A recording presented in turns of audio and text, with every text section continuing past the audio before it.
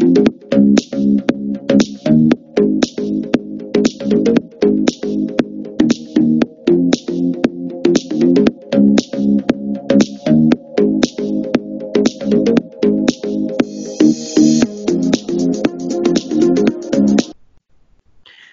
a hacer una pequeña historia sobre el uso de las amalgamas, ¿no? Los chinos en el siglo VII ya utilizaban pasta de amalgama para restaurar piezas dentarias, ¿no?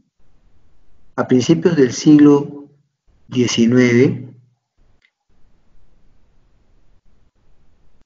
fue muy popular en Francia y en Reino Unido el uso de limadura de plata.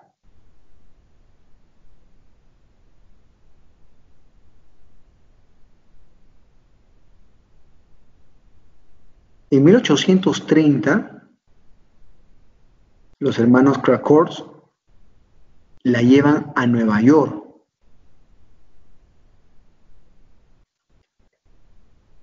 La amalgama tiene más de 100 años de uso. Es un material que se utiliza desde hace muchos años y ha sido un éxito.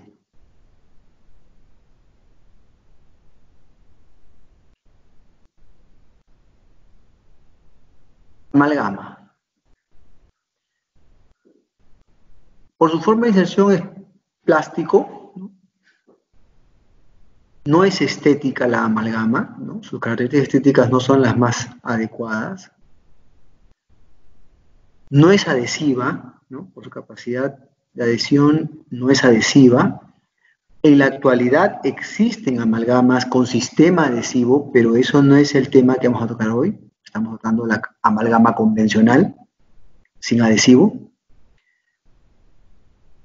No es antiocariogénico, no tiene esa capacidad, ¿no? Y por su durabilidad en boca es permanente. La amalgama es uno de los materiales más longevos que se puede utilizar para una operatoria dental en una pieza, al igual que el oro. Son materiales muy longevos, de mucho tiempo, que trabajan perfectamente, ¿no?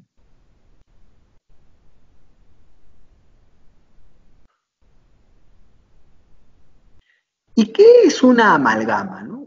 Es toda mezcla de metales con mercurio, ¿no? Acuérdense que el mercurio es un metal. Es una aleación para amalgama, es más mercurio, ¿no? Queda amalgama dental, ¿no? ¿Y qué componentes tiene una aleación para amalgama? Como lo dije hace un momento, limadura de plata, más cobre, más estaño, más zinc y por supuesto más el mercurio. En 1895 el doctor Black hizo una clasificación para operatoria para la manipulación y colocación de amalgamas.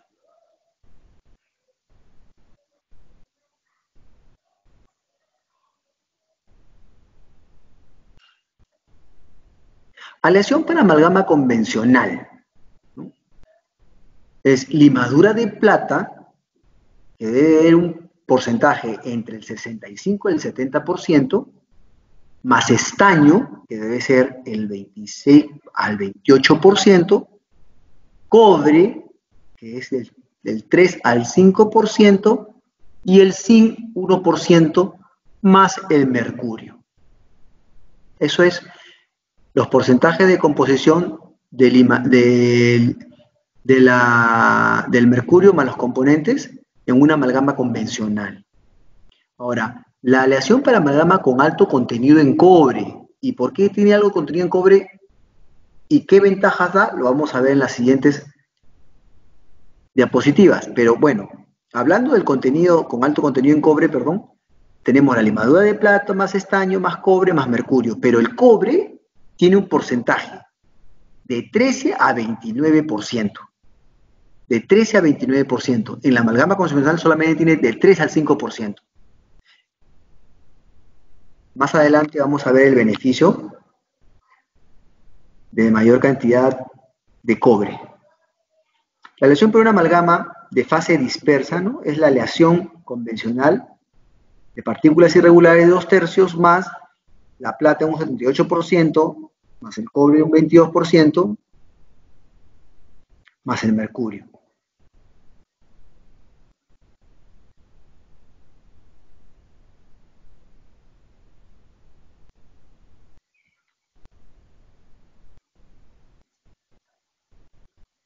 Propiedades de los metales de la aleación. Dice, la limadura de plata aumenta el tiempo de fragado, la resistencia a la compresión, le da dureza y le da resistencia a la corrosión y pigmentación. Y también la expansión. El estaño que le da dureza y resistencia a la fractura y a la tensión. Y también a la contracción. Y acá algo muy importante, el cobre que le da dureza, resistencia y menor crepe, flow o escurrimiento. El zinc es un antioxidante.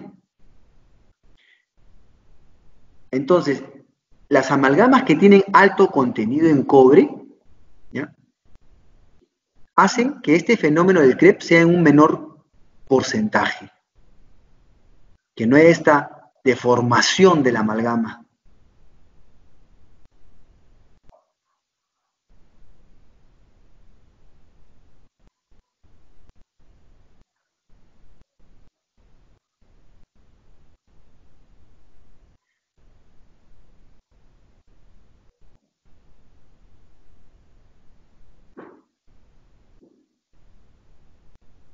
Dentro de los aspectos biológicos, debemos tener en cuenta la toxicidad del mercurio libre cuando se absorbe por piel y por vías respiratorias.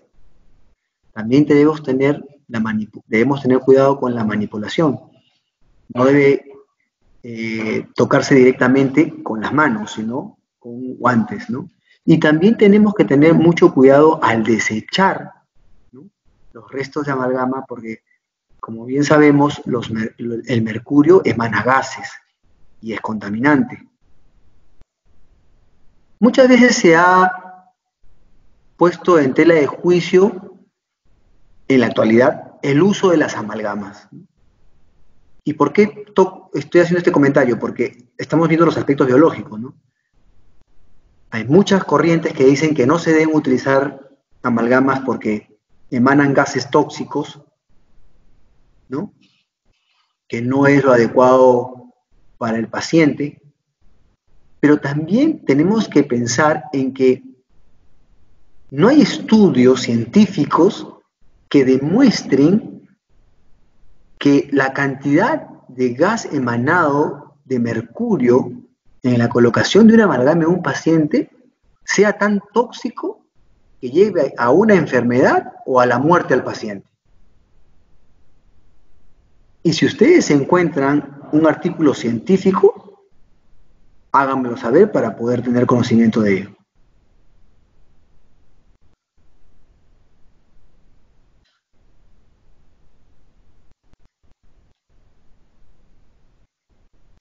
La fijación a la estructura dentaria y el sellado marginal es muy importante. En una amalgama no es posible conseguir una unión química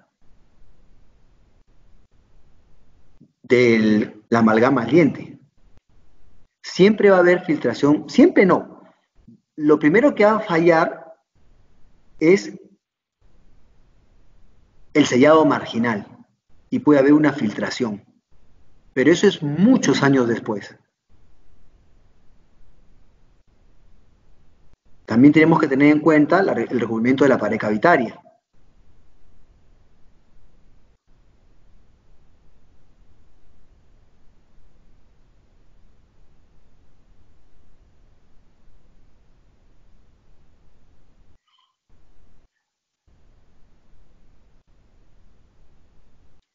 Dentro de las propiedades físicas de una amalgama, Ópticamente es opaca, es oscura.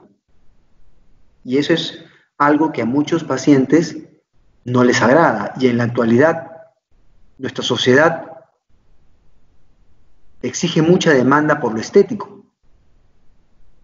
Pero la amalgama tiene otras propiedades que en mucha parte de los pacientes, ¿no? En un gran porcentaje de los pacientes, obvian las partes estéticas por las otras bondades que tiene una amalgama.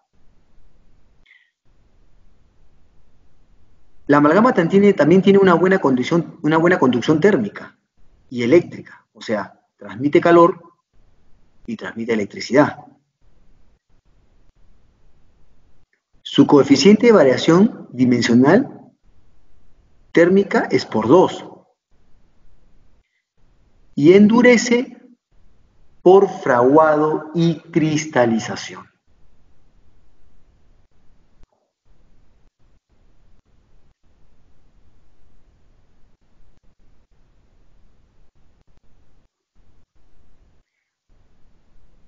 Ahora vamos a hablar sobre este fenómeno que es el escurrimiento, crepe o flow.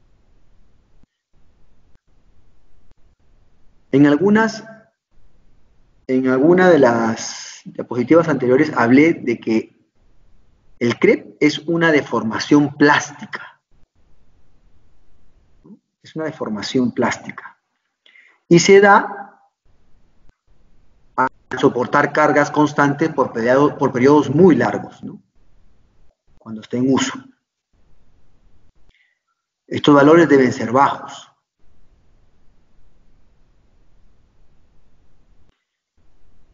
Este fenómeno de escurrimiento o crepe máximo permitido por la ADA, que es la Asociación Dental Americana, es de 3%, de 1 a 4 horas después de la preparación.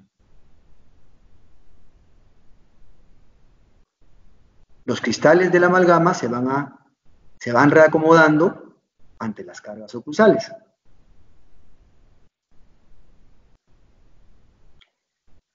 Y en conclusión, es la deformación permanente del material bajo cargas, ¿no? A través del tiempo.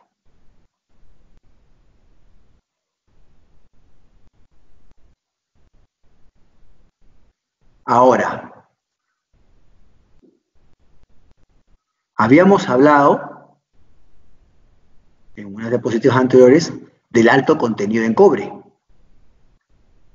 El crepe depende de ¿qué? De la composición de la aleación.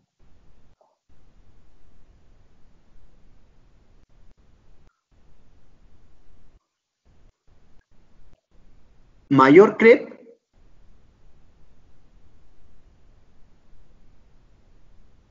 más partículas irregulares. Mayor crepe,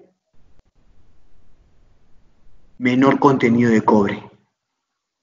Entonces, a mayor contenido de cobre, menor deformación, menor crepe.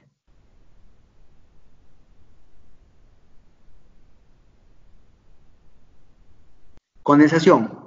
Mayor crepe a menor presión de condensación. En cuanto a la cantidad de mercurio que se debe utilizar, a mayor crepe, a mayor cantidad de mercurio. El mercurio debe ser proporcional a la limadura.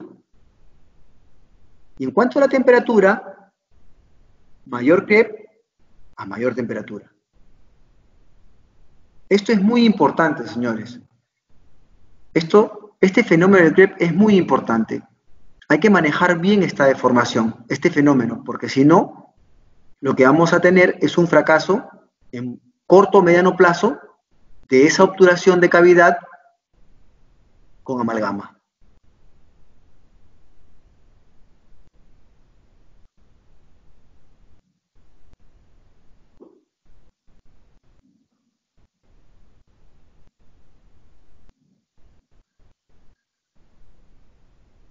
Indicaciones de la amalgama. Las amalgamas están indicadas en piezas temporales y permanentes.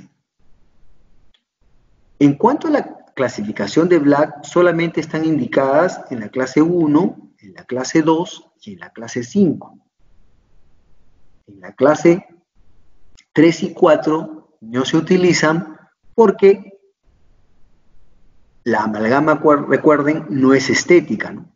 Y acuérdense que la clasificación de Black 3 es proximal anterior y 4 es proximal anterior con compromiso de ángulo. Entonces, perdón, no sería estético una amalgama en esta clasificación 3 y 4.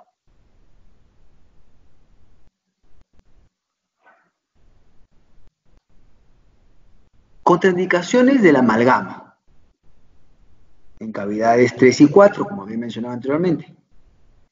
En cavidades complejas, recuerden que la amalgama no tiene un sistema adhesivo, la amalgama tiene un sistema de retención mecánico.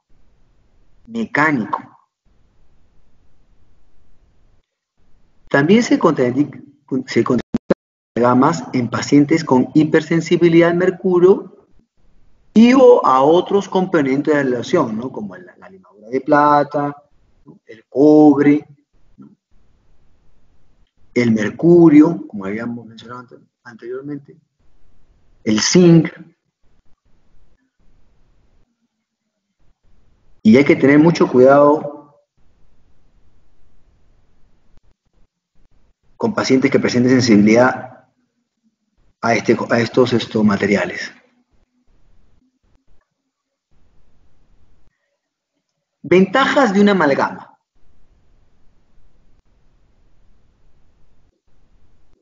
Es un costo relativamente bajo, pero eso también tiene cierta ambigüedad, porque si ustedes utilizan una amalgama de una calidad,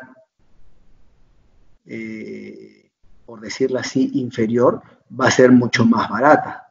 Pero existen amalgamas muy bien desarrolladas como las amalgamas alemanas o inglesas, que se trabajan muy bien y que son muy buenas, son muy longevas.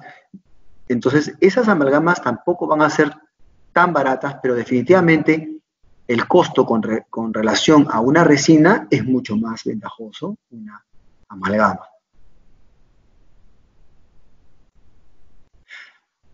Otra de las ventajas es que tiene amplias indicaciones de uso, ¿no? Se puede utilizar de muchas maneras una amalgama, ¿no? Se puede utilizar una amalgama, como habíamos mencionado antes, en la operatoria dental de clase 1, clase 2, clase 5. También sirve para reconstruir muñones, ¿no? Es fácil su manipulación, no es muy complicada. El tiempo de trabajo sí es un poco reducido, ¿no? Hay que trabajar un poco deprisa. Tiene muy buenas propiedades mecánicas.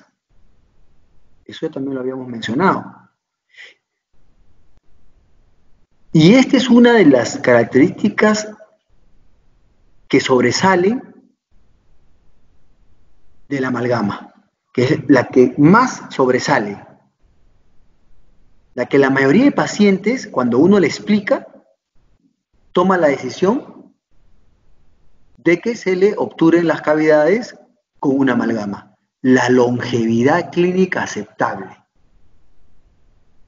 Una muy buena amalgama, desde la preparación de la cavidad hasta el pulido, que es todo un proceso, si eso se hace correctamente, con toda minuciosidad, se asegura que esa amalgama va a ser bastante longeva, ¿no? En la práctica clínica particular, yo tengo data de amalgamas de más de 20 años y están en perfecto estado. Y siempre pongo el ejemplo de que yo tengo amalgamas que me pusieron cuando tenía 8 años. El doctor que me las puso se había muerto, Claudio E. Miró.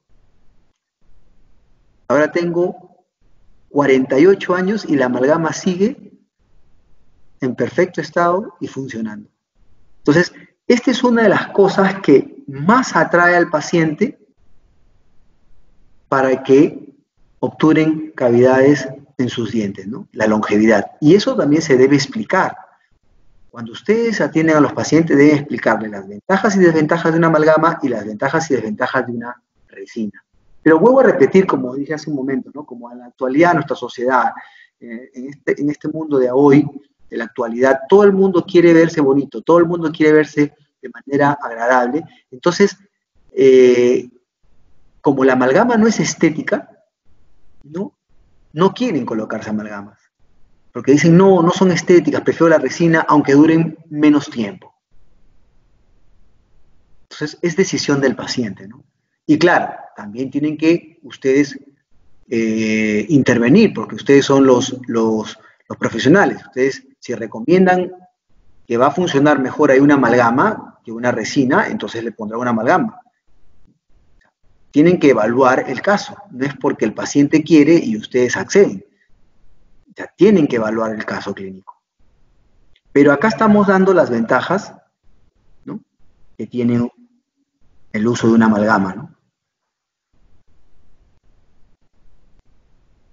Otra cosa que también hace que este material sea muy longevo es que soporta grandes esfuerzos, ¿no? Acuérdense que los dientes sirven para masticar. O sea, hay gran carga, presión por los músculos masticatorios. Entonces, este material soporta muy bien grandes esfuerzos, entonces no fracasa, no se fractura. Esa es otra de las grandes ventajas que a muchos de los pacientes los seduce más una amalgama, que aunque no se ve estética, que la resina que se ve más estética, pero que es más frágil y tiene mucho más posibilidades de que se fracture. Ahora vamos a hablar de las desventajas. Como dije, no es estética. Vuelve el tema del mercurio, ¿no? El contenido del mercurio, ¿no? Que muchos doctores, muchos biólogos, ¿no?, siempre hacen comentarios sobre la emanación de gases por parte del mercurio y que no sería bueno, por este motivo, utilizar una amalgama. Otra cosa también que es muy importante es que la amalgama, cuanto más longeva es, más tiempo tiene esa amalgama en boca, puedes tener 20, 25, 30 años, como les puse el ejemplo mío, se oxida y lo que hace es pigmenta la estructura dentaria. A eso es lo que llaman el tatuaje, el tatú de la amalgama, ¿no? Muchas veces hay pacientes que deciden cambiarse una amalgama que tiene 20 años por una resina porque alguien les dijo no me agrada o ellos de un momento a otro ya no quieren tener una mancha oscura en el medio del diente o del molar, mejor dicho, y deciden cambiárselo por una resina. Cuando ustedes retiran la amalgama, lo que van a observar es que en las paredes y en el piso una pigmentación, que ese es el tatuaje de la amalgama. Entonces, muchas veces el problema es que esa pigmentación se da hacia las paredes, y a veces la pared no es muy gruesa, y la única manera de eliminar esta pigmentación o tatuaje es con el alta, o sea, desgastando el diente para sacar ese tejido tatuado. Entonces, lo que estamos haciendo ahí es yendo contra los principios de tallado, que es preservación del tejido sano, porque acuérdense que ese tejido no tiene caries, solo está tatuado, pero está perfectamente desde el punto de vista estructural. ¿ok? Entonces también hay que sopesar eso. Si, ¿no? Costo-beneficio. Desgastar tejido sano para colocar una resina o que siga la amalgama porque está en perfecto estado. Porque el problema es que si nosotros sacamos la amalgama y no sacamos el tatuaje y colocamos la resina, ¿no? Ese tatuaje nos va a hacer sombra y el diente en la translucidez se va a ver oscuro. Entonces, si el paciente viene por estética y ustedes le sacan la amalgama y le ponen la resina, pero no le sacan el tatuaje, esa pigmentación, entonces no se va a ver muy bien. Entonces, si por el motivo y razón de sacarse la amalgama ha sido por estética, tendrían que sacar también el tatuaje. Y como les repito, muchas veces en ese proceso se dejan las paredes demasiado delgadas. Y eso no es bueno a largo plazo, porque podría haber fracturas. No se une químicamente al diente, también ya lo habíamos mencionado. ¿Por qué? Porque la retención de una amalgama es mecánica. Habíamos dicho que existen resinas adhesivas, pero en este caso no es el tema a desarrollar. Entonces, como estamos desarrollando amalgamas convencionales, acuérdense, no hay una unión química al diente. Habíamos mencionado también una de las desventajas, que era la filtración marginal. ¿Lo recuerdan? Es lo primero que pasa en una amalgama. También puede haber galvanismo, que es el choque eléctrico por el contacto de dos metales diferentes unidos ¿por qué? Por un líquido, que en este caso sería la saliva, ¿no? Muchas veces ustedes van a tener pacientes que dicen que van a llegar a la consulta y le van a decir, doctor, cuando yo estoy comiendo, a veces el tenedor choca con mi muela y me pasa electricidad. Entonces, ¿qué es lo que pasa ahí? Es que en esa pieza dentaria hay una amalgama. El cubierto con el que comen también es un metal. Ese choque de dos metales con un líquido interpuesto, que es la saliva, provoca el galvanismo, que es el choque eléctrico. Y otra desventaja también que podría darse es que produce mercurialismo. Pero esto es un poco, yo podría decir exagerado, ¿no? Porque nosotros cuando preparamos la amalgama, como dije hace un momento, tiene que ser equitativa la cantidad de la limadura con la cantidad o la proporción del mercurio. Y es más, cuando se tritura, ¿no? Se mezcla, se amalgama, inclusive se exprime con una gasa por si acaso tenga exceso de mercurio. O sea, si nosotros hacemos correctamente la preparación de la limadura de los metales con el mercurio, es imposible que se pueda llegar al mercurialismo.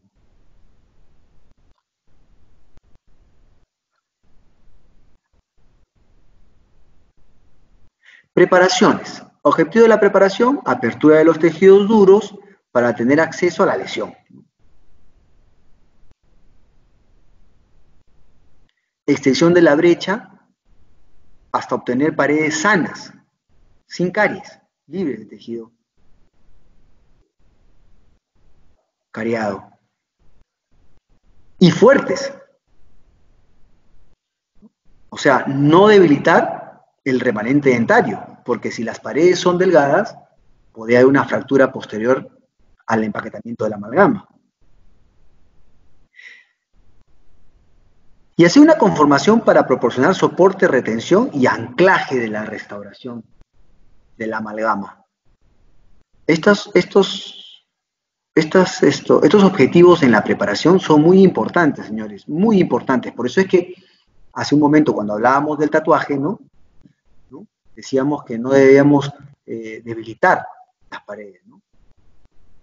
El remanente dentario, porque se podría haber una fractura posteriormente al masticar.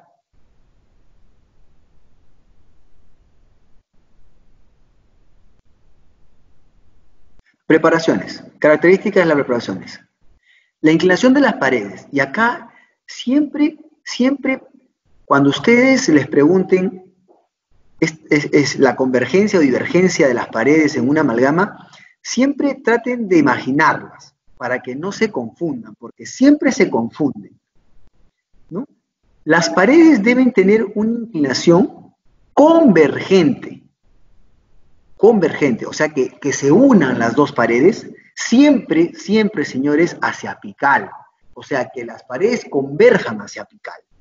Lo que pasa es que ustedes los marean muchas veces si es arriba o es abajo, ¿no? Entonces deben ser convergentes hacia oclusal, ¿ok? Convergentes hacia oclusal, no divergentes, porque al hacerlas divergentes hacia oclusal lo harían expulsivo. La divergencia de las paredes, por ejemplo, para que hacer una comparación, para que puedan entender mejor, las paredes divergentes hacia oclusal vendrían a ser las preparaciones cavitarias para una incrustación, porque la incrustación tiene que tener un eje de entrada y un eje de salida. Entonces, las paredes sí son divergentes hacia oclusal para el tallado de una incrustación porque tiene un eje de entrada y un eje de salida. Pero en las amalgamas no. Deben ser convergentes hacia oclusal. O sea, en la base, hacia oclusal, la cavidad debe ser más pequeña que la cavidad a nivel de la cara oclusal marginal para que cuando la amalgama fragüe y se haga toda una masa sólida, ¿no? La amalgama que fraguó masa oclusal no sea más grande, ¿no?, que la de oclusal. Entonces es un anclaje. Es imposible que algo más grande salga por un orificio más pequeño. Y de eso se trata. Más adelante lo vamos a ver posiblemente, más adelante lo vamos a ver en unas imágenes. El borde cabo superficial debe ser cercano a 90 grados, recto.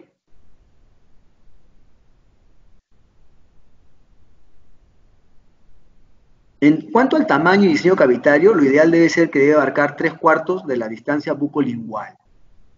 No más, porque si es más, también volvemos a hablar, ¿no?, de que las paredes quedan muy delgadas, de repente menor a 2 milímetros, y podría fracturarse. Esto es teoría, señores. Y la teoría te da parámetros. Entonces, también hay que observar la parte clínica. Pero si no hay teoría, es como un barco sin brújula. Por eso es que mencionamos algunos parámetros. Pero ustedes también tienen que evaluar la clínica. Varía dependiendo del tamaño de la lesión. Eso es lo que explicaba hace un momento. Preparaciones. Preparaciones simples para amalgamas, preparaciones compuestas para amalgamas. Cuando se refiere a preparaciones simples para amalgamas, es una preparación por superficie. A ver, para que me entiendan. Por ejemplo, si ustedes tienen una cavidad preparada por oclusal, esa es una amalgama simple. ¿Ok? Si ustedes tienen una amalgama en el medio de la cara vestibular, por ejemplo, en la fosita vestibular de la pieza 4.6, que es la primera molar inferior, que es muy común que ahí se haga caries, entonces también se le dice una preparación simple para amalgama, una amalgama simple. En resumen, simple es cuando no se unen dos caras, o sea, ocluso, por ejemplo, vestibular. ¿Cuándo se dice que son compuestas? Cuando se une oclusal con vestibular, por ejemplo. O sea, se ve comprometido el anillo marginal o el margen de la pared, de la cara oclusal con vestibular. A eso se le llama amalgama compuesta. También lo vamos a ver más adelante. Clasificación. Por su ubicación, clasificación de Black, ya habíamos mencionado esto, ¿no? 1, 2 y 5. Por su extensión, simples, como hace un momento habíamos hablado, compuestas o complejas. ¿Qué quiere decir complejas? Cuando puede ser un ocluso vestíbulo distal, por decirlo así. Pero de distal no tiene absolutamente nada de pared. Entonces la pared tendría que rehacerse con una amalgama, ¿no? Utilizando un portamatriz, ¿no? Con cuñas, ¿no? Entonces es una amalgama compleja, bastante amplia, ¿no? Inclusive podrían colocarle en toda esa pared distal, en el piso, 2 pines milimétricos de roscados para que actúen como columna. O sea, por eso le digo, se llaman complejas, porque existen varias técnicas para poder hacer columnas y que la amalgama tenga mucho más estructura para que no fracase. Por el tamaño, pueden decir pequeñas, medianas y grandes, pero esto no se utiliza mucho. Más se utiliza por su extensión simple, compuesta y complejas. También hay otra forma por los tejidos que abarca la lesión, pero eso es más importante para ver si es que puede haber un compromiso del complejo dentino pulpar, ¿no? Dicen, lesiones de esmalte dentina, pueden ser de esmalte dentina, lógico. Pueden ser de esmalte dentina o cemento. Muchas veces me dicen, ¿cómo es eso, doctor? ¿Por qué? Porque la caries, por ejemplo, vamos a suponer que sea una caries de la pieza 4.8 en distal, ¿ya?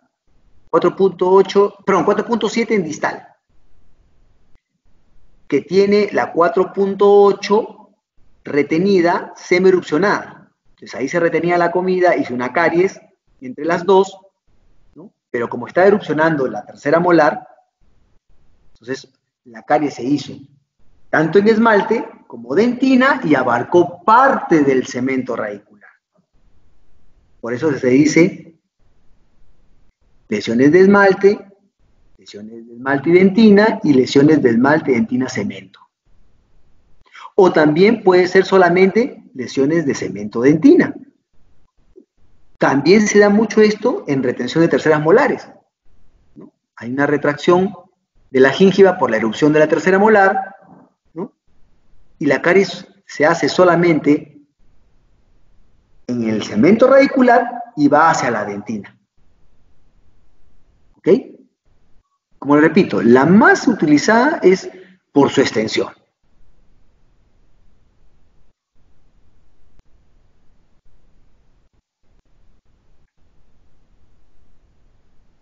Maniobras previas. Lógico, hay que hacer la historia clínica, ¿no? Las pruebas de vitalidad es muy importante, ¿no? Las pruebas de vitalidad son muy importantes porque posiblemente de repente tengamos que hacer un tratamiento endodóntico y después hacemos la amalgama, porque no todas las endodoncias terminan en espigos y coronas.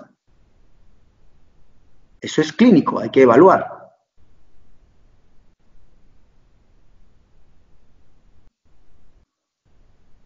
El análisis funcional de la oclusión, también ver la corrección de las cúspides, las relaciones de contacto, la observación del estado del periodonto, la movilidad, si es que existe movilidad dentaria, la eliminación de la placa, ¿no? La anestesia, la preparación del campo operatorio. Esto es muy importante, ¿no? Por decirlo, por ejemplo, acá hablan de la observación de la movilidad dentaria. Usted no va a hacer una amalgama clase 2 en una 4.6 cuando tiene movilidad de Miller grado 3. O sea, el diente está en el aire. ¿Para qué le van a hacer una amalgama? Ese diente hay que extraerlo. Entonces es muy importante todo esto, observar todo esto antes de realizar la operatoria dental. Procedimientos generales. Claro, esta es otra cosa también que yo siempre trato de decirle a los pacientes que se debe hacer, ¿no? Por eso que cuando hicimos la clase de historia clínica, nosotros hablamos de un plan de tratamiento. y que se debe seguir ese plan de tratamiento. Muchas veces el paciente dice, no, no, no, yo quiero que me cure acá, solo que me cure acá, y el paciente tiene una periodontitis bastante avanzada, grave, ¿no?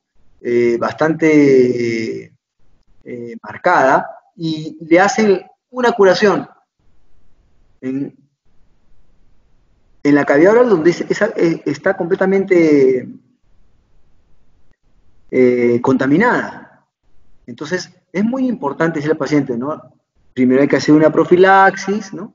Una limpieza, o por último, al menos de la pieza, porque tampoco pueden obligar al paciente que se haga un tratamiento periodontal para hacerle una amalgama, o un par de amalgamas. Por último, hagan el ultrasonido y un pulido en la pieza que le van a hacer la amalgama. Pero traten de persuadir al paciente para que se haga un tratamiento de manera correcta. O sea, un tratamiento periodontal y luego su operatoria, ¿no? Como lo dijimos en la clase de historia clínica. Bueno, volviendo a las amalgamas, profilaxis, ¿no? La anestesia, hay que ver también si es hipertenso o no es hipertenso para ver qué tipo de anestesia le colocamos, si epinefrina o con epinefrina, ¿no? Preguntar también si es sensible a algún anestésico, si en anteriores oportunidades ha tenido alguna alergia a algún compuesto de la anestesia. Si no ha habido ningún problema, todo está ok. El aislamiento es muy importante, aislamiento absoluto, para que no vaya a deglutir restos de la amalgama. Acuérdense también que es muy importante el aislamiento porque está comprobado científicamente que si se quedan atrapadas bacterias en las operatorias, estas también pueden producir sensibilidad postoperatoria. Entonces es muy importante el aislamiento, ¿no? Aislamiento y desinfección con clorhexidina de la cavidad. La apertura de la cavidad, ¿no? Hacer la cavidad, la remoción del tejido cariado, la limpieza y desinfección, ahí está, ¿no? La limpieza y desinfección, ¿no? Con clorhexidina. En los años 90, cuando no había mucho conocimiento de la clorhexidina, se hacía con agua oxigenada. Pues si no tienen clorhexidina, con agua oxigenada, pero hay que desinfectarlo. Por la razón que había mencionado hace un momento. Que si quedan atrapadas bacterias, eso puede producir sensibilidad posterior a la obturación. La protección del complejo dentino-pulpar también es muy importante, ¿no? Es muy importante, ya sea con un ionómero de vidrio o muchas veces cuando se coloca una amalgama con barniz cavitario. ¿Y por qué en las amalgamas se utiliza barniz cavitario? Porque acuérdense que la amalgama tiene una retención mecánica, entonces una amalgama no puede ser tan superficial. En el caso de ser una cavidad muy superficial, ¿no? Muy superficial, ¿no?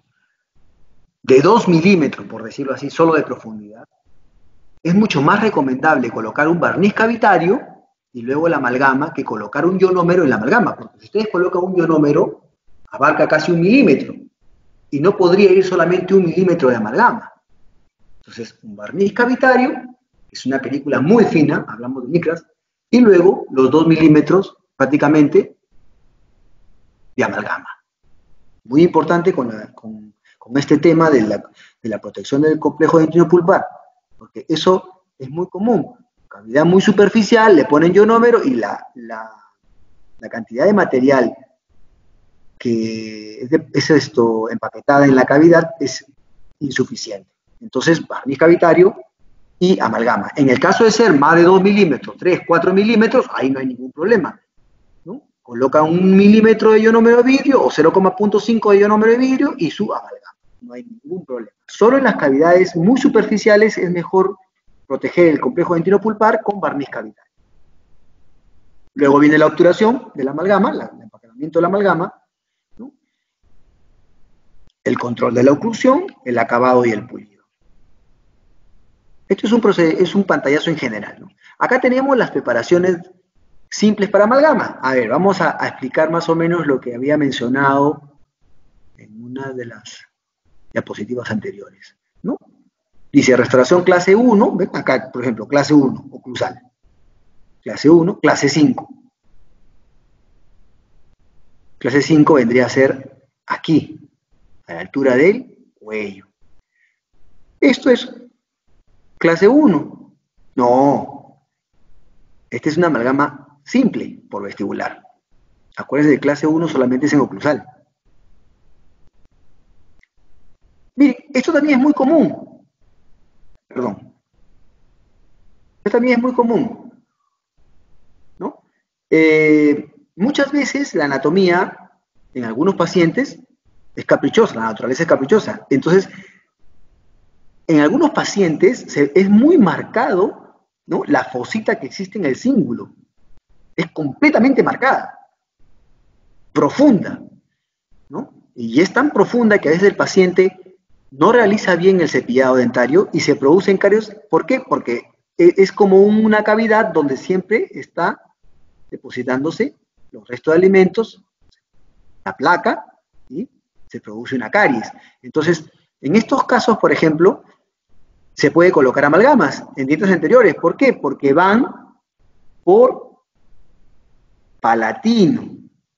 Y como no son tan profundas, ni siquiera se traslucen. Entonces también pueden colocar amalgamas acá. No hay ningún problema. ¿Ok? Entonces, miren, para explicar, ¿no? Esta es una simple, esta es una simple, esta es una simple. ¿Por qué? Porque están en una cara. Una cara, una cara y una cara. ¿Ok? Mucho cuidado con la pared pulpar y también con el espesor. Acá están las compuestas, miren. Preparaciones compuestas para amalgamas, clase 2. Próximo oclusal o mesocluso distal, también puede ser, o MD. Miren acá, perfecto. Miren, oclusal, ¿no? Oclusal, hay un compromiso del margen, miren, del margen, y se va hacia proximal, miren. Digo proximal porque no sabría decir si es mesial o distal. Puede ser cualquiera de las dos. Ocluso proximal, para que me entiendan. Miren, ocluso proximal, comprometido el margen, no hay margen. Se tuvo que eliminar. ¿Ok? Clase 2. ¿Ya? Clase 2. Ahora, acá también, miren, oclusal, se compromete el margen y proximal. Voy a repetir, proximal porque no sé si es oclusal o mesial, pero puede ser o aclusal o también hacia distal o puede ser OMD. ¿Ok? Y acá tenemos el portamatriz, ¿no? Para hacer la caja proximal. O sea, se utiliza este portamatriz con la cinta, se coloca una cuña por debajo del punto de contacto proximal para darle esa convexidad que tiene las caras proximales, porque si no colocamos una cuña, ¿no?, lo que va a pasar es que vas a tener un ángulo recto acá en el material de obturación y eso hace que se compromete el periodonto, se acumule la comida ahí y vas a tener en un mediano largo plazo una lesión de la cresta y posiblemente una bolsa periodontal. Entonces, esto es muy común y en unas radiografías se puede observar perfectamente la amalgama con el ángulo. Aquí no sería, o sea, ¿cuándo se da más ese tipo de errores? Cuando la caja proximal pasa por debajo del punto de contacto interproximal. Porque cuando es en el punto o por arriba del punto, no hay mucho problema. Cuando pasa por debajo es el problema. Cuando pasa por debajo del punto de contacto interproximal. Ahí hay que colocar la cuña. Para hacer esa convexidad, como aquí, miren. Es que este es otro plano. Vamos a ver si podemos ver, a ver, vamos a ver, espérense. Acá, aquí, miren. Miren, acá vendría a ser el punto. Si es de acá para arriba, no hay ningún problema, ponen su matriz nada más. Pero si la cavidad viene hasta por acá, miren, y yo coloco acá la matriz viene recta, miren, vendría así. Y quedaría este angulito, esta pequeña porción con amalgama. Entonces acá metemos una cuña entre los dos dientes para que la matriz adopte esta convexidad y siga la línea de la cara distal del diente. Eso es muy importante, señores, muy, muy importante. No deben dejar pasar. Yo siempre recomiendo que lo hagan con cuñas de madera, más no de plástico, porque las de plástico no se comprimen. En cambio, las de madera se comprimen a lo que se necesita. Las cuñas de madera vienen en diferentes tamaños, vienen por colores. Y se hace una amalgama perfecta. Ustedes le pueden tomar una radiografía y van a observar en la radiografía la continuidad de la línea en la cara distal y no ese desborde acá, que después me va a lesionar el periodonto en esta zona. Eso es muy importante, señores, ¿ya? Muy importante. Inclusive existen, porque también, otra de las cosas también que tienen que tener en cuenta, señores, es el punto de contacto interproximal, porque acuérdense, cuando ustedes colocan la cinta matriz, ¿ok?, y está ajustada al diente, muchas veces colocan la amalgama, pero no hay punto de contacto interproximal. Entonces, si no hay punto de contacto interproximal, ahí va a haber impacto alimenticio. Y también vamos a tener lesión de la cresta y del col. Y del col. El col o agadón. Entonces, ¿qué se recomienda? Su portamatriz, ¿no es cierto? Su portamatriz acá. Muy bien. La lesión va por debajo del punto de contacto proximal. Su cuña, imagínense acá un triángulo, así, miren, la cuña metida de vestibular hacia lingual o palatino. Y un sistema que se llama Paloden. Paloden, que es el mejor sistema desarrollado.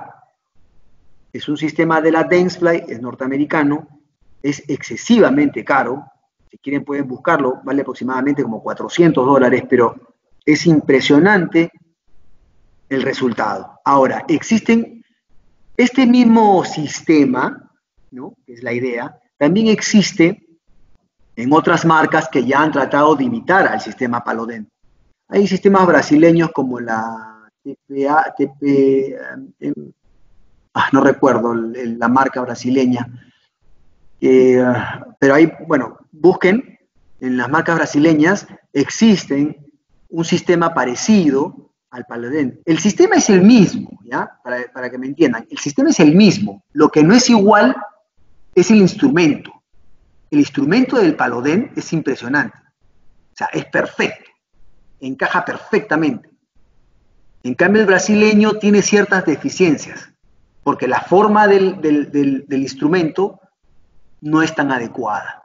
Pero lo que trata de hacer el sistema brasileño o otros sistemas es imitar al sistema Paloden norteamericano. Pero como voy a repetir, no pueden hacerlo igual, porque, o sea, por las patentes de los productos. Lo hacen parecido, pero tiene ciertas deficiencias. Ya con el futuro podrán ustedes comprar un sistema de esa magnitud de precio y van a tener la experiencia agradable de poder hacer una cavidad clase 2 y obturarla con amalgama con un sistema Paloden. Como repito, es espectacular el sistema y el resultado es maravilloso, es lindo, lindo, lindo. Busquen esos sistemas en Google para que puedan ver cómo funciona, para que desarrollen más la idea que les estoy dando. Continuamos, ¿sí? Miren, la apertura, ¿no? Crear o ampliar la brecha de acceso a los tejidos lesionados para extirparlos, ¿no? Entonces, acá también hay que tener mucho cuidado, señores, cuando hacen la apertura. Yo siempre le digo a mis alumnos, siempre digo esto, hago analogías para que se acuerden. Yo no voy a matar una paloma con un misil, con un ondazo lo mato. Entonces, cuando ustedes van a sacar una caries, no pueden sacar una caries con una fresa redonda extremadamente grande, porque me van a llevar caries y tejido sano. Y cuando hablamos de los principios de tallado, hablamos de la preservación del tejido sano. Entonces ustedes tienen que tener una serie de tamaños de fresas redondas, cilíndricas, troncocónicas y piriformes. Ojo, porque ya no se utiliza el cono invertido, porque el cono invertido crea un ángulo y ahí se fractura. Ahora es piriforme, que tiene la forma de una pera, para hacer las cajas en las cavidades para amalgamas. Piriforme. Entonces, ustedes ven una cavidad pequeña, utilizan una fresa adecuada a esa cavidad. Si ven una cavidad grande, utilizarán una fresa grande. ¿Me dejo entender? O sea, fresa grande y cavidad grande. Cavidad pequeña, fresa pequeña. Si ustedes, ahora también existen las cavidades tipo pirámide, ¿no? De entrada angosta y base ancha. Pero primero entran con una pequeña. Si ustedes ya clínicamente observan que en los tejidos más profundos es amplia, entonces cambian de fresa y ya van a una fresa mucho más grande y cumplen con este requerimiento. Pero no pueden entrar de frente en una cavidad pequeña con una fresa inmensa. O sea, harían una cavidad inmensa y estarían llevándose estructura sana del diente. ¿Estamos? Muy importante, muy importante. Y este concepto es tanto para amalgamas como para resinas. En la resina es mucho más ventajoso todavía porque acuérdense que la resina no necesita una cierta forma de cavidad. Entonces, aún si tú entraras con una fresa grande, bueno, ya pues. Pero en una amalgama no, porque en la amalgama sí tienes que sacar toda la caries y encima tienes que hacer ciertas características en la cavidad para que haga retención mecánica. Entonces, si tú ya entras con una fresa grande y te llevas tejido sano y después tienes que hacerle estas preparaciones que van a dar la retención, entonces las paredes te van a quedar muy delgadas. ¿Ok? Entonces, no se olviden, cavidad pequeña, fresa pequeña. Cavidad grande, fresa más grande. Ustedes van calculando, van viendo la clínica. ¿Ok? Muy importante, señores. Esto es un error muy común en un alumno y hay que corregirlo. ¿Ok? Miren, acá está la conformación de los pasos, ¿no? Contorno, resistencia, profundidad, conveniencia y extensión final. ¿Ya? Ahí están.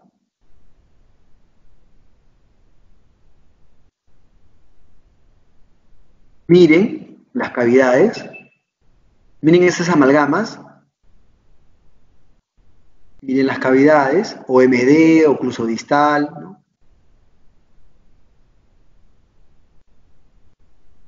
Extirpación de tejidos deficientes.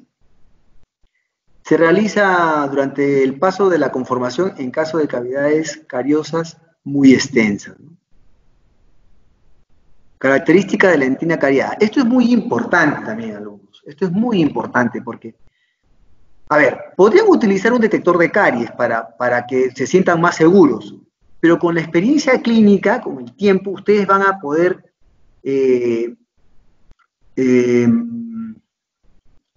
poder determinar si es que ya retiraron el tejido contaminado y están en una cavidad adecuada o no, ¿no? Y lo que tienen que tener en conocimiento es el color, ¿no? El color, la dureza, el olor, la tinción y sobre todo la diferenciación del tejido cuando es una dentina de reparación o todavía es un cemento, es una dentina esclerótica contaminada con caries. Eso es muy importante y eso se lo va a dar la clínica, ¿no? Muchas veces me dicen, doctor, ya está. Y yo lo veo y le digo, no, le digo. Porque claro, mi experiencia habla de, yo veo el color, ¿no? Puedo diferenciarlo bien. Digo, no, mira, le digo, dame una cureta. Cureteo y se levanta. Digo, el tejido debe ser duro como un vidrio. Y también otras veces me dicen, pero doctor, pero me da miedo llegar a la cámara. Señores, alumnos, esa idea quítense de la cabeza, por favor, quítense de la cabeza.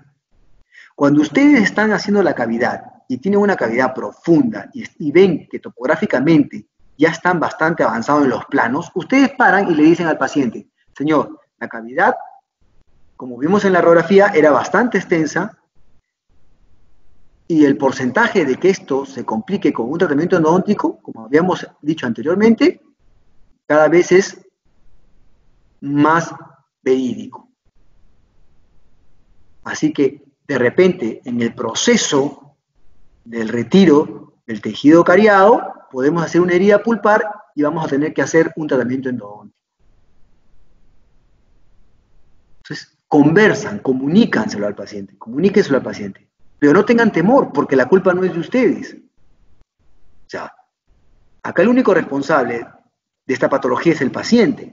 Lo peor que ustedes pueden hacer es, por tener miedo a hacer un compromiso pulpar, dejar tejido contaminado, caries, y colocar una obturación definitiva, ya sea de amalgama o resina. Es una bomba de tiempo. Eso no es correcto. Así que ese miedo, como les digo, no debe existir. Ustedes tienen que sacar todo el tejido comprometido. Y si en el proceso de sacar ese tejido comprometido con caries llegan al complejo dentino-pulpar, se tendrá que hacer una endodoncia. Pero ustedes no tienen que sentirse en absoluto culpables de que haya sucedido esto. ¿Muy bien? ¿Correcto? Muy bien. Seguimos. La protección dentino-pulpar, como lo habíamos mencionado anteriormente, puede ser un barniz cavitario, una base, de número de vidrio, un recubrimiento pulpar indirecto o un recubrimiento pulpar directo. Ahora, un pequeño comentario, ¿no? Los recubrimientos pulpares indirectos es correcto, ya sea en pacientes jóvenes o pacientes adultos. Lo que yo siempre discrepo un poco es el recubrimiento pulpar directo en pacientes adultos, ¿no?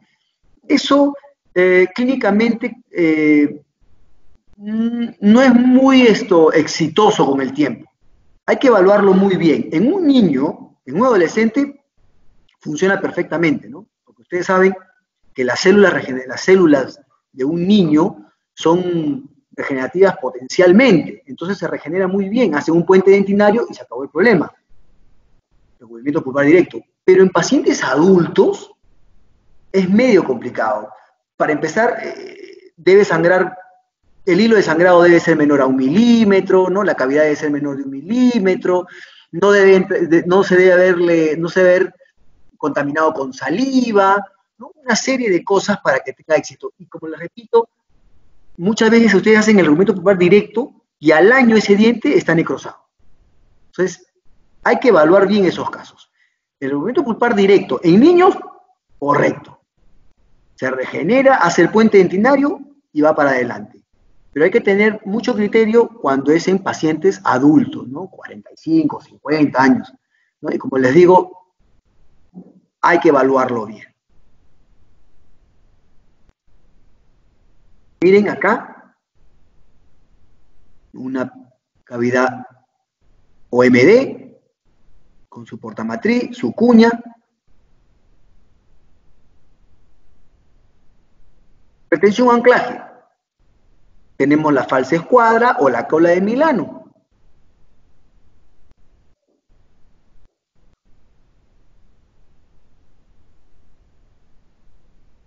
Miren, miren doctores, miren. La pregunta es, acá, ¿cómo cuando se coloque la amalgama acá, miren, hace un momento dije que iba a explicar esto más adelante, ¿no? Miren, les hago una pregunta. Cuando esto ustedes lo empaqueten con amalgama, empaquetan la amalgama, y esto fragua y se hace una masa, ya lindo, tallado, pulido, todo, les hago una pregunta. Muy simple, espérense. Acá está ya. ¿Cómo esta porción de material, miren, de acá a acá, miren, va a salir por esta más pequeña de acá?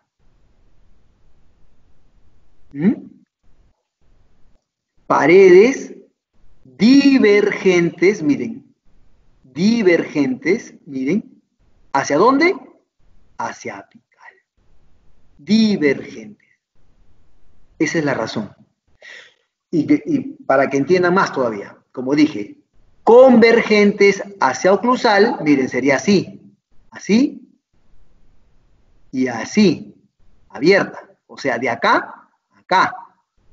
Y aquí sería chiquito. Miren, acá pequeño y acá, acá. Divergentes hacia oclusal. Sería expulsivo. Ese tipo de cavidades es para una incrustación, porque la incrustación tiene que tener un eje de entrada y un eje de salida. Pero acá es al revés. ¿Ya? Divergentes hacia oclusal. O sea, así y así. Estoy exagerando. Ay, perdón. Apreté el cursor. ¿Ok? Entonces, esta porción más grande, esta más pequeña, imposible que esta salga por aquí. ¿Ok? Retenciones o anclajes. Terminación de las paredes. Rectificar las paredes cavitarias, alisar las paredes de esmalte.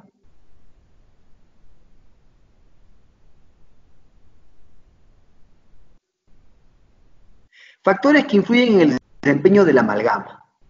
Eso ya lo habíamos mencionado también, proporción mercurio. La proporción de mercurio con la aleación, con la limadura. Muy importante, ¿no? Proporcional, trituración, hay que exprimirla para que botar el exceso de mercurio, no haya ningún problema en el desempeño de la amalgama. Ahí también está la técnica y el tiempo de trituración, que esté bien triturado, bien mezclado, bien amalgamado. Técnica de condensación, integridad del margen, características anatómicas y terminado final.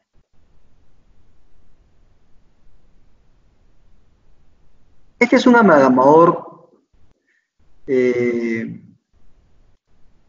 electrónico, ¿no? Vienen unas cápsulas, lo agita violentamente y esta es la máquina, estas son las cápsulas, miren, aquí está la limadura, miren, aquí está la limadura, y esto es como un, ¿cómo les podría decir? Esto es como un sachet ya, imagínense un sachet de mayonesa, ya, este es un sachet y en el medio está la amalgama, ¿ven? Este es el metal líquido. Entonces, esto va acá adentro, esto va acá, se cierra, esto ya viene hecho, como está acá, miren. Se coloca en este amalgamador, esto vibra, se rompe este sachet por los movimientos, el mercurio sale y se mezcla y se tritura, pero no se tritura, se mezcla con la limadura y se obtiene esto. Y esto es lo que vamos a llevarlo con el portaamalgama y lo vamos a empaquetar en la cavidad, ya preparada. Y esta es una manera manual, mecánica. Nuestro mortero, ¿no? Nuestro mortero, bien limpio, desinfectado, ¿no? Colocamos una porción de limadura que está acá, miren, ya está la limadura de plata, el cobre, el estaño, el zinc, cada una tiene sus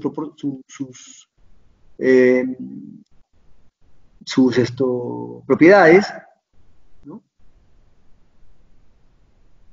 Luego con el pilón, mortero y pilón, lo trituramos, debe estar bien triturado, luego exprimimos, sacamos el exceso de la amalgama, perdón, del mercurio, y luego lo llevamos con nuestro portaamalgama. Y siempre que tengan portaamalgamas, compren el bioactivo, señores, porque cuando ustedes compran el solamente monoactivo, acuérdense que la amalgama, una de las desventajas, habíamos hablado anteriormente, era el tiempo. Entonces, cargan con un lado, cargan con otro lado y empaquetan.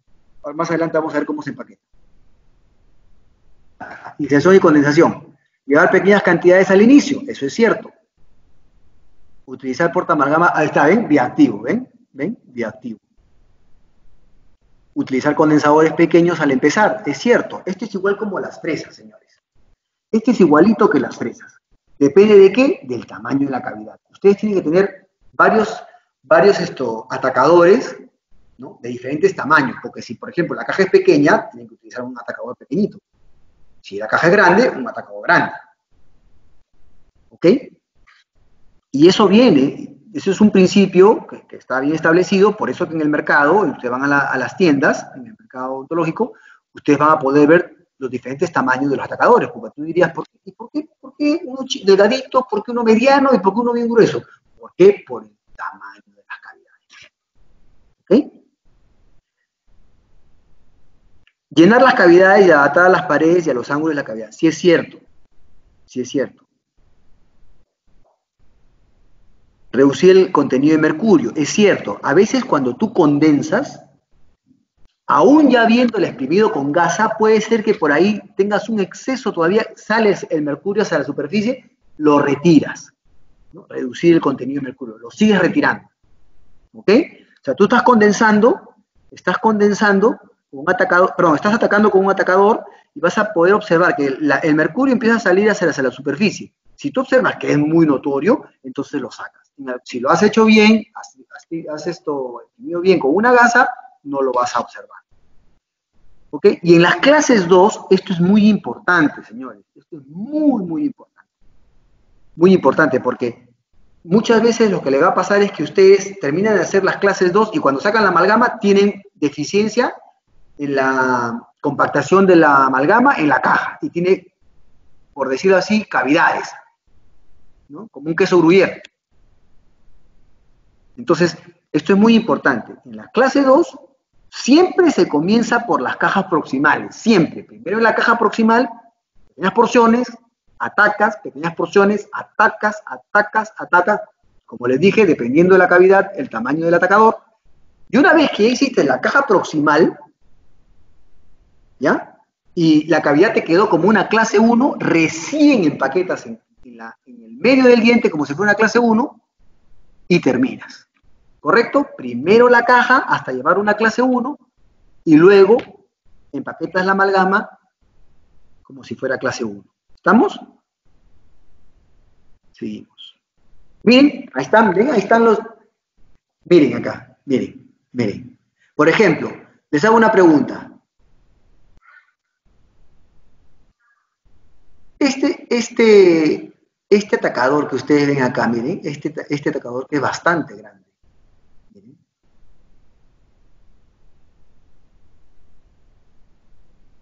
Espérense un ratito.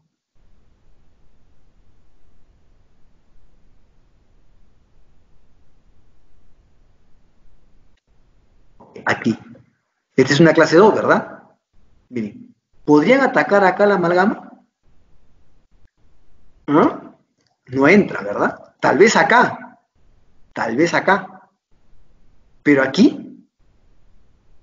Entonces, esa es la razón. Acá perfectamente, miren, no hay ningún problema. Pero aquí, entonces acá, para esta cavidad de este diente, ¿no? Por ejemplo.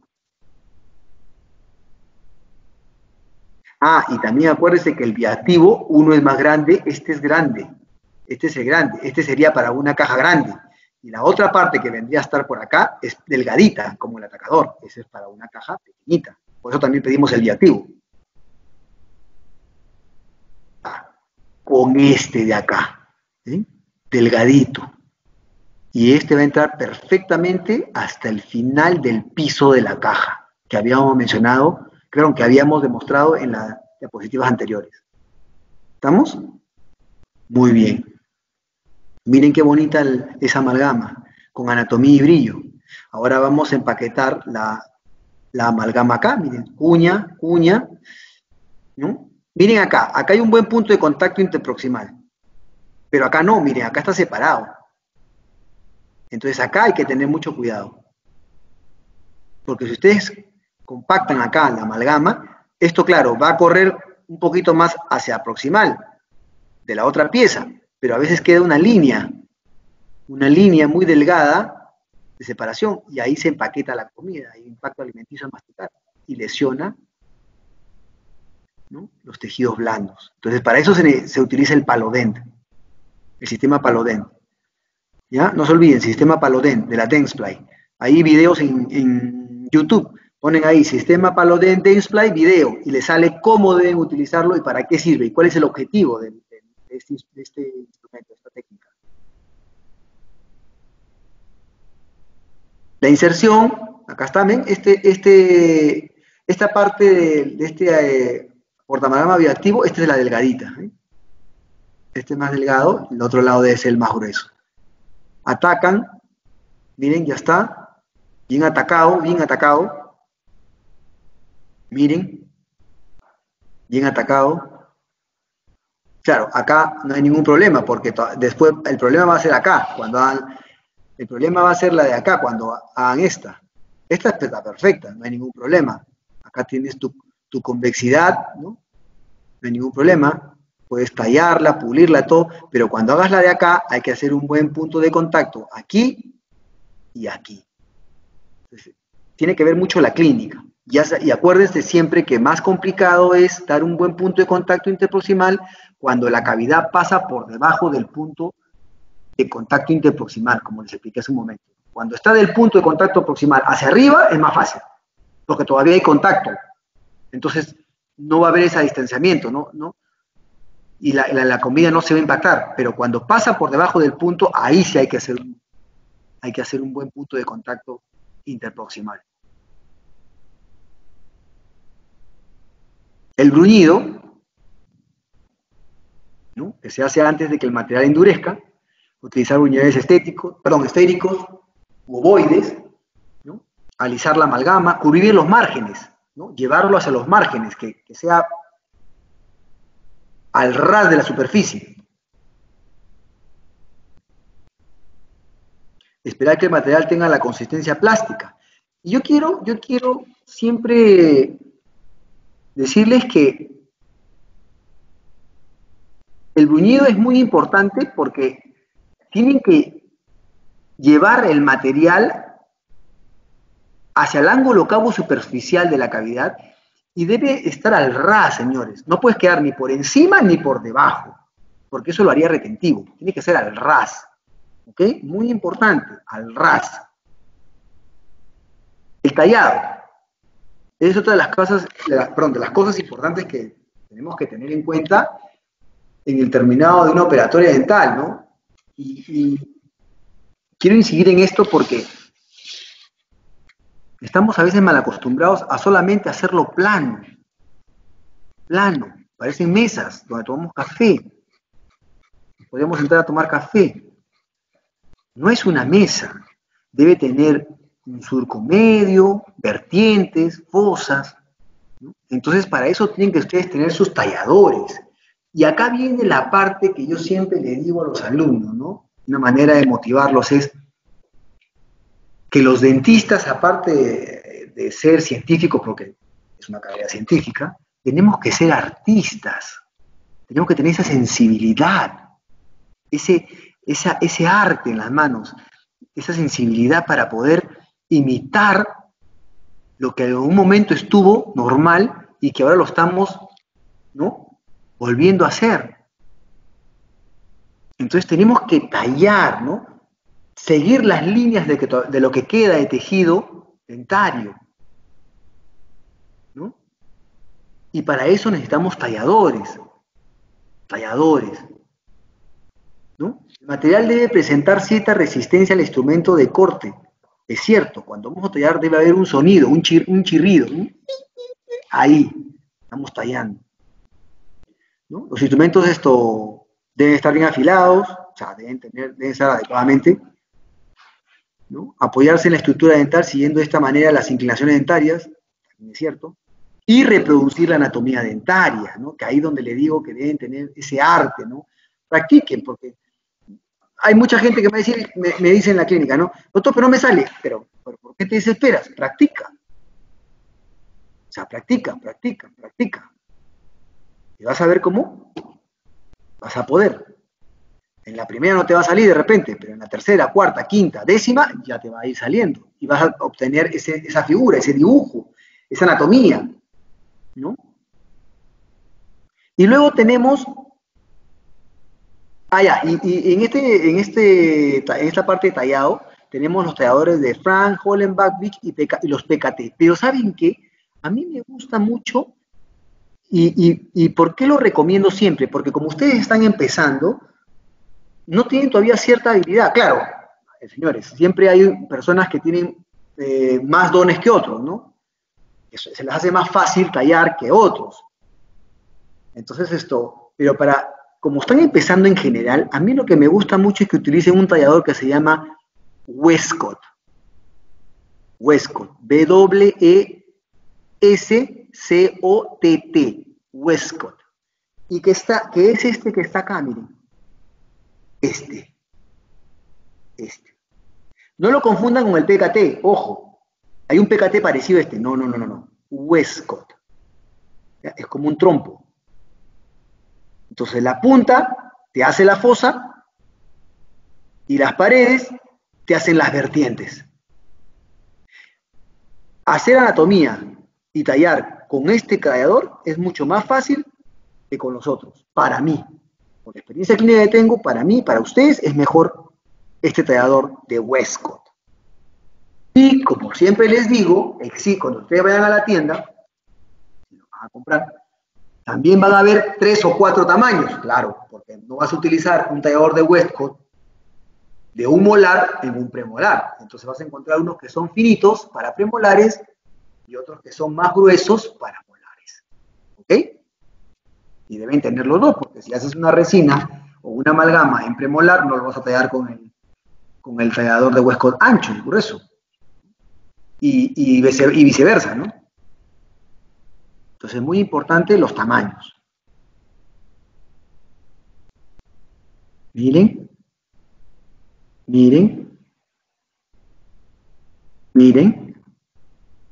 Qué bonito. A mí me gusta, particularmente a mí me gusta trabajar mucho con metales, amigos. A mí me gusta hacer amalgamas, me encanta hacer amalgamas pulidas que parecen incrustaciones metálicas. A mí me gusta trabajar mucho lo que es amalgamas e incrustaciones metálicas. A mí me gusta mucho, a mí me seduce bastante cómo se ve el trabajo terminado de una operatoria o una incrustación en metal. O sea, desde el punto de vista estético, muchos pueden decir que no es estético, pero la anatomía, el brillo, la caracterización, eso es lindo, ¿no? Tanto en amalgama como un material estético. Miren el ajuste y miren el brillo. ¿Okay? Ahora, muy importante también el brillo, porque para obtener este brillo también, y esa anatomía, también hay que tener mucho criterio, señores, mucho criterio. Muchas veces ustedes porque claro, las amalgamas se sacan brillo con caucho, ¿no? Caucho marrón, azul y verde, ¿no? Uno más grueso hasta el más fino. Pero acá viene el pero. Cuando ustedes compran estos cauchos para pulir la resina, la amalgama, compran unos cauchos excesivamente grandes, ¿no? Su cabeza es muy roma, parece un casco de un motociclista. Entonces, cuando ustedes llevan el caucho a la amalgama, ya tallada, de todas maneras, esa rotación y esa fricción modifica el tallado. Y se llevan toda la anatomía, y al final se ve como una mesa. O sea, todo lo que lograron, ¿no?, con el tallador, en caracterizar la anatomía oclusal, se la llevan con el caucho. Entonces, ¿cómo debemos hacer? Muy bien. Lo que tenemos que hacer es conseguir cauchos más finos, un caucho con la forma del tallador de Westcott, así, como el cono de un helado. ¿Han visto los conos de los helados? Muy bien, que tenga una punta bastante aguda. ¿Para qué? Para que esa punta aguda entre en la fosa principal, ¿no?, y en las fosas secundarias y las vertientes. Y como es pequeña y es delgada, no tenga esa capacidad de borrar la anatomía si es que tenemos un caucho extremadamente tosco, grueso, ¿no? Muchas veces en la clínica me dicen, pero doctor, ¿se puede Claro, porque has utilizado algo muy grueso. Y inclusive, ¿no?, cuando tú estás ya puliendo, dándole brillo con los cauchos y puliendo, si es que tú ves que este cauchito ya se volvió más romo y más grueso, tú le puedes volver a sacar punta, ¿no?, con un disco de carborundo, ¿no? Pones el disco de carborundo en una mano y con el rotor, con la pieza de mano, le sacas punta en el disco y nuevamente obtienes esa punta aguda. Es como tajar un lápiz. Y nuevamente sigues puliendo y dándole brillo a la amalgama, ¿no? En el orden de los cauchos de más delgado a más grueso, ¿no? ¿Para qué? Para poder obtener esto, ¿no? Un brillo lindo con anatomía. ¿Ok? Entonces, lo que tenemos que hacer es siempre tener en cuenta todos los detalles. Tenemos que ser muy perfeccionistas, señores. En la carrera de odontología, ¿ya? El margen del error debe ser mínimo, señores. ¿Por qué? Porque, desgraciadamente, no solamente los dientes son estéticos para mirarlos, sino que los dientes reciben cargas, ¿no? Se pueden fracturar. Entonces, no tolera, la odontología no tolera errores, porque esos errores al final son fracasos, ¿no? Hay que utilizar una técnica muy depurada en todos los tratamientos que hagamos, muy depurada, sin tolerar errores, ¿no? Si vas a hacer una amalgama. Si vas a hacer una resina. Si vas a hacer una incrustación. Si vas a hacer un tallado por una corona, un tallado por una corona. Si vas a hacer una impresión por una PPR, una impresión por una PPR. No hay margen de error. Por eso es que los dentistas debemos tratar, porque nadie es perfecto, hay un dicho, a ver si un dicho un poco grueso, ¿no? Muchos lo deben saber, no lo voy a decir, pero debemos tratar de llegar a la perfección. Tratar de llegar a la perfección. Pero no deben decir, ay, es que nadie es perfecto. No, pues así no es. Nadie es perfecto, lógico, perfecto solamente es Dios. Hay que tratar de llegar a una perfección. Tratar, ¿no? O sea, si tú me dices, oye, ¿sabes qué? Este trabajo me salió en el 95% perfecto, estamos perfectos. Oye, te felicito, que sí, de verdad, ha quedado lindo ha quedado este trabajo. Ya, como les digo, en todas las áreas, todos los tratamientos que hagan. Pero si tú llegas a un 60%, entonces estás siendo conformista, ¿no? La odontología es ciencia, arte y mucha perfección, señores. Mucha perfección. Por eso es que los dentistas sufrimos mucho de estrés. Lean, investiguen, entren a Google. El estrés en el dentista. Y lo peor de todo es que si fallamos en un proceso, de repente ya avanzamos el 1, 2, 3, 4 y no nos dimos cuenta de que nos había salido mal el 2, pero recién en el 6 nos damos cuenta del error y tenemos que volver a hacerlo. Claro, siempre y cuando tengamos ética, ¿no? Entonces, por eso es que exige la técnica tiene que ser completamente depurada, ¿no? Minuciosa, perfeccionista, exigirse al máximo, señores. ¿Ok, señores? Miren, hay otras amalgamas, miren, con anatomía, miren los márgenes, ni más arriba ni más abajo. ¿Ok?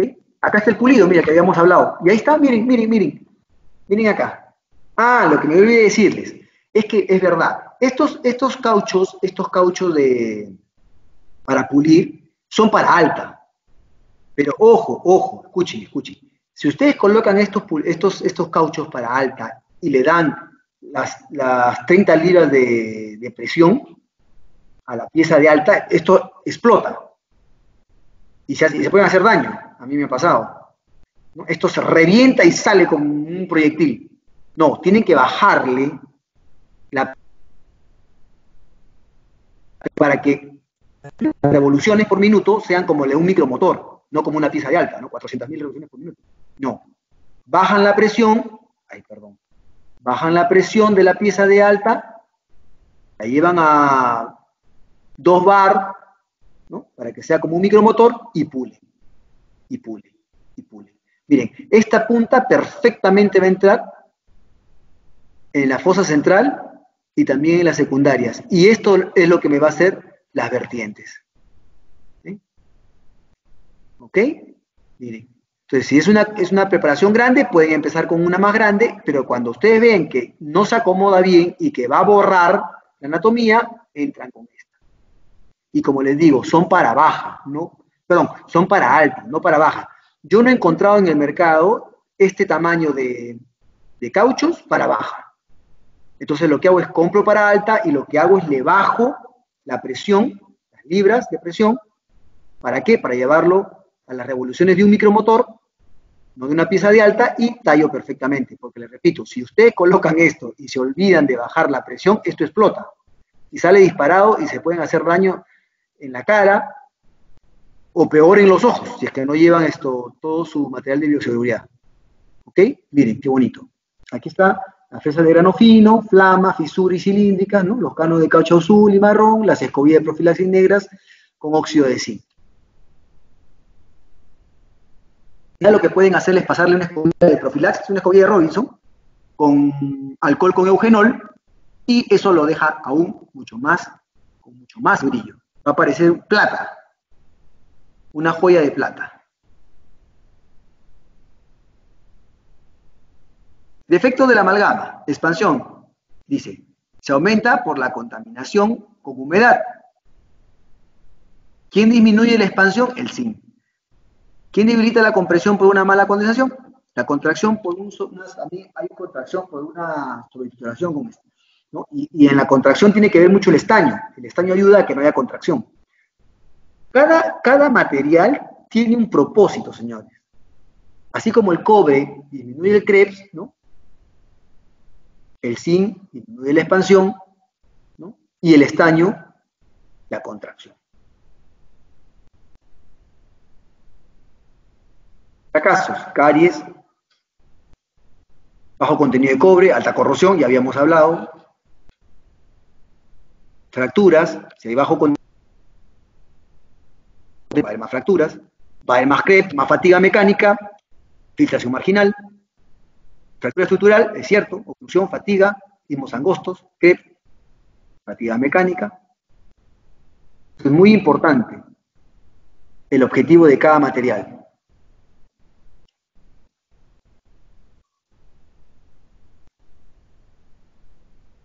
Muy bien, alumnos.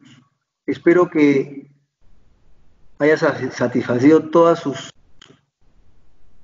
dudas.